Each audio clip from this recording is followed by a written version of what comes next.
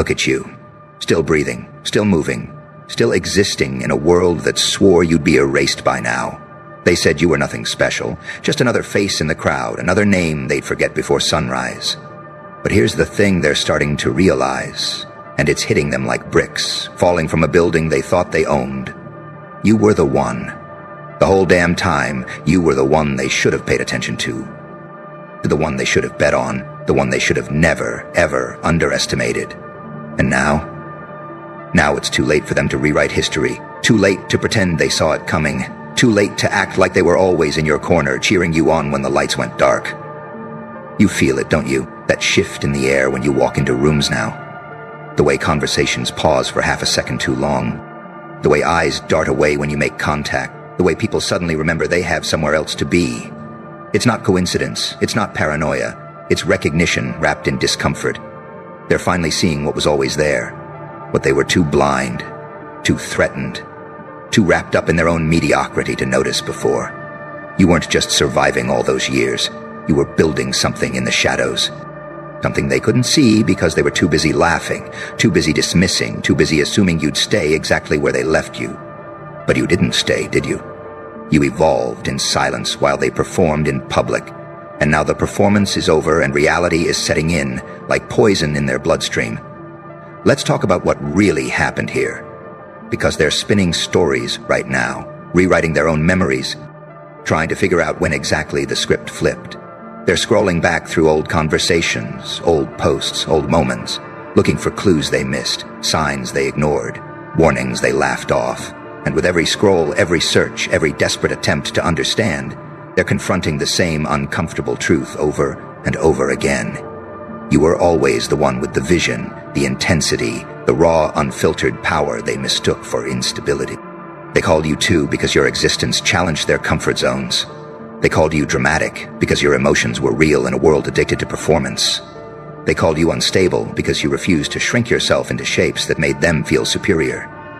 And the whole time, the whole damn time, you were just being exactly what you needed to be, preparing for exactly this moment. Here's what's destroying them right now, eating them alive from the inside out, like acid dissolving everything they thought they knew. It's not just that you succeeded, not just that you survived, not just that you're still here, standing tall when they predicted your collapse. It's that you did it without them, without their approval, without their validation, without their permission, or their guidance, or their fake-ass support that evaporated the moment things got real. You proved that everything they offered you, everything they held over your head like bait on a string, you didn't actually need any of it. Their networks, their connections, their advice, their presence in your life, none of it was essential to your transformation. And that realization is hitting them like bricks. Because it means they weren't the main characters in your story like they assumed. They were just background noise, extras in a film they thought they were directing. They're asking themselves questions now. Questions that keep them up at night staring at ceilings. Questions that make them check your name online more times than they'd ever admit. How did they do it? How did they go from there to here? What did we miss? When did the shift happen? Why didn't we see this coming? And the answer they can't stomach, is that they were never supposed to see it coming. You weren't performing for an audience. You weren't dropping hints. You weren't asking for witnesses to your resurrection. You were too busy actually doing the work, actually facing your demons, actually rebuilding yourself brick by brick in the quiet hours when everyone else was asleep or distracted or convinced you were finished. They wanted a spectacle, a breakdown, a public meltdown they could screenshot and share and use as proof that they were right about you all along. But you gave them nothing, just silence and distance, and the unsettling reality that some transformations happen in the dark where cameras can't reach. You know what's really eating at them, though. Beyond the success, beyond the glow-up, beyond the undeniable evidence that you're thriving. It's the fact that you're not angry, not bitter, not wasting energy on revenge fantasies or public call-outs. You're just existing at a frequency they can't touch anymore, operating in a dimension they don't have access to, living a reality they can't comprehend because they're still stuck in the same patterns, the same cycles, the same limited thinking that kept them comfortable while you were burning. Your indifference is more devastating than any confrontation could ever be. Your silence speaks louder than any speech. Your absence from their lives, from their drama, from their energy, hits harder than any words you could throw at them. Because it means you moved on. You evolved. You outgrew the entire ecosystem they're still swimming in. And there's no coming back from that kind of distance. They're watching you now. Really watching you. Not with mockery or pity, but with something closer to fear mixed with fascination. Every move you make gets analyzed. Every word you speak gets dissected. Every choice you make becomes a case study in their group chats and private messages. They're trying to reverse engineer your transformation like it's a formula they can copy, a blueprint they can steal, a process they can replicate. But here's what they don't understand, what they'll never understand, no matter how hard they study you. This wasn't a strategy, this wasn't calculated, this wasn't some master plan you had mapped out from the beginning. This was survival at its rawest. This was adaptation under pressure. This was a soul refusing to die even when death would have been easier. You can't replicate that in a lab. You can't buy it with money. You can't fake it with aesthetics and affirmations and vision boards. You have to live it. You have to bleed it. You have to become it through fire and pressure and isolation, so complete you forget what human connection feels like. Let me tell you what they see when they look at you now. What's causing this delayed recognition, this sudden awakening to your value? They see someone who doesn't need them anymore. Doesn't need anyone anymore. Someone who built their own foundation when the ground beneath them was nothing but quicksand and broken promises. They see someone who turned pain into fuel instead of letting it turn into poison. They see someone who weaponized their own darkness instead of pretending it didn't exist. They see someone who refused to perform healing for an audience, who did the actual work in private, who came out the other side not perfect, not healed, but functional, powerful. Dangerous in the way that only truly free people can be dangerous. And that image, that reality, it's forcing them to confront their own stagnation, their own comfort addiction, their own refusal to do the hard work when nobody's watching. You were the one the whole damn time, but they needed you to fail first to see it.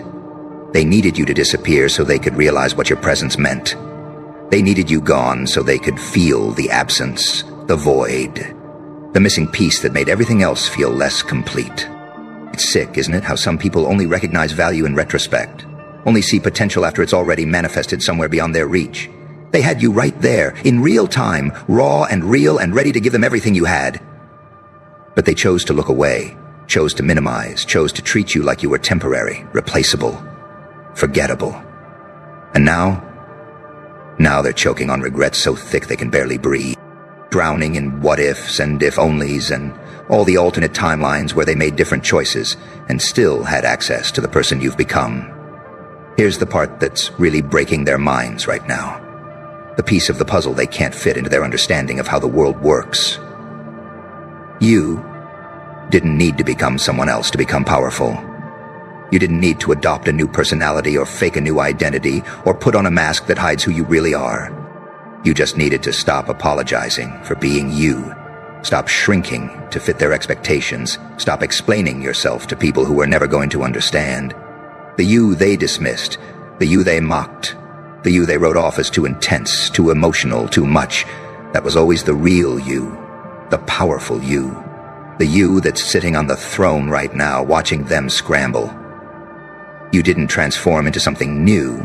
You just stopped hiding what was always there beneath the layers of people-pleasing and self-doubt and learned helplessness they programmed into you. They're telling new people about you now. Did you know that? They're name-dropping you in conversations like you were always important to them. Like they always knew you'd make it. Like they were part of your journey in some meaningful way. It's pathetic, really, watching them rewrite their role in your story, watching them claim credit for growth they actively tried to prevent, watching them perform support they never actually gave. But let them talk. Let them lie to themselves and others. Let them build these false narratives that help them sleep at night. Because you know the truth.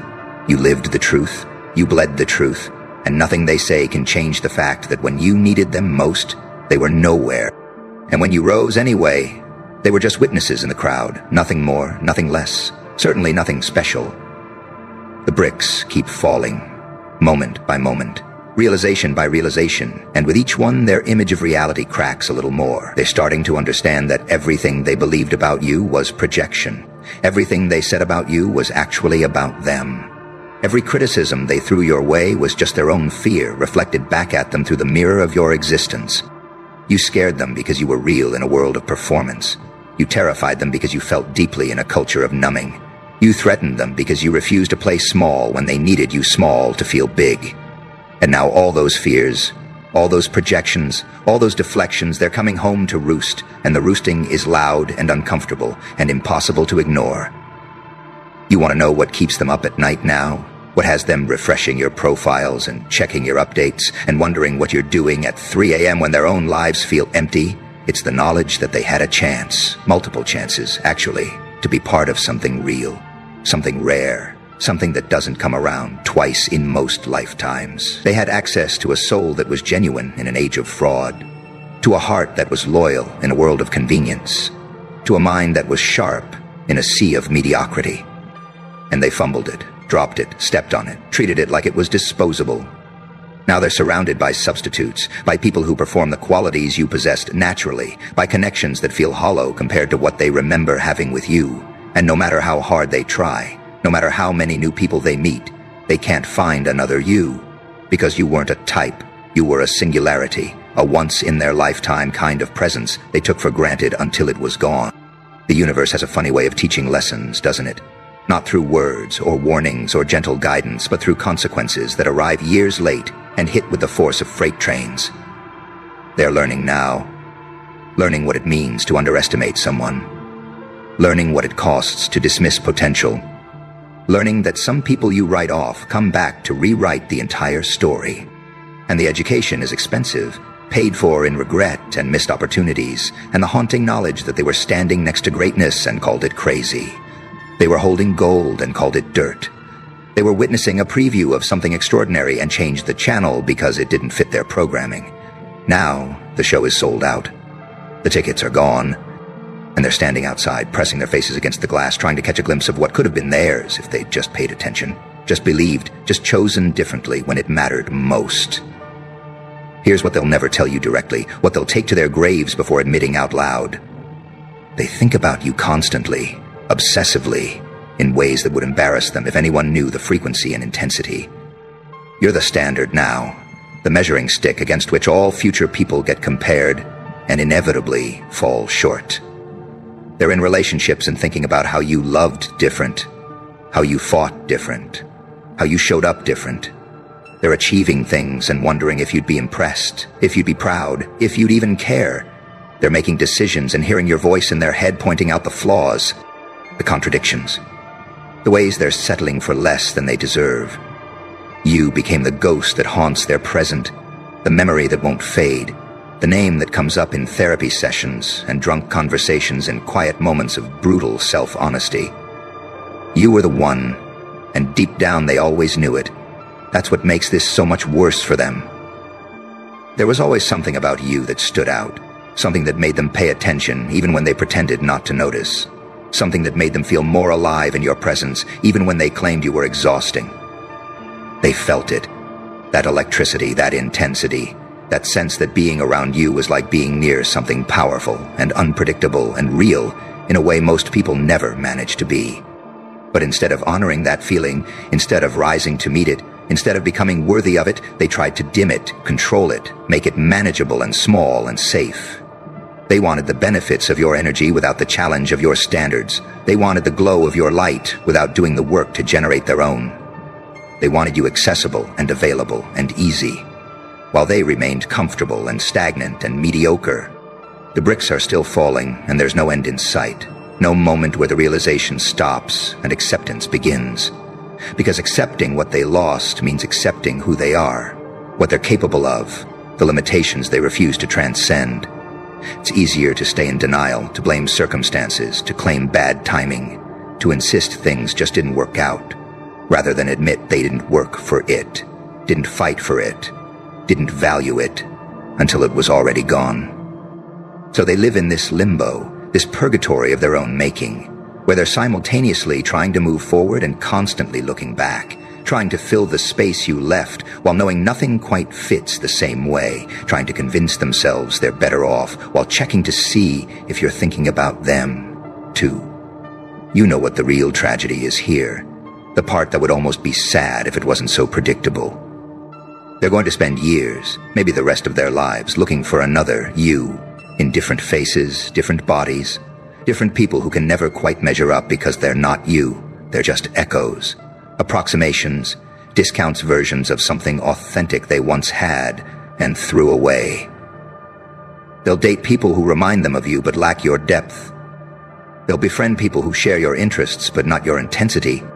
They'll chase shadows and reflections and poor substitutes while the real thing, the original, the one that got away, continues existing somewhere beyond their reach, unbothered by their searching, unaffected by their regret, thriving in a reality they're no longer invited to.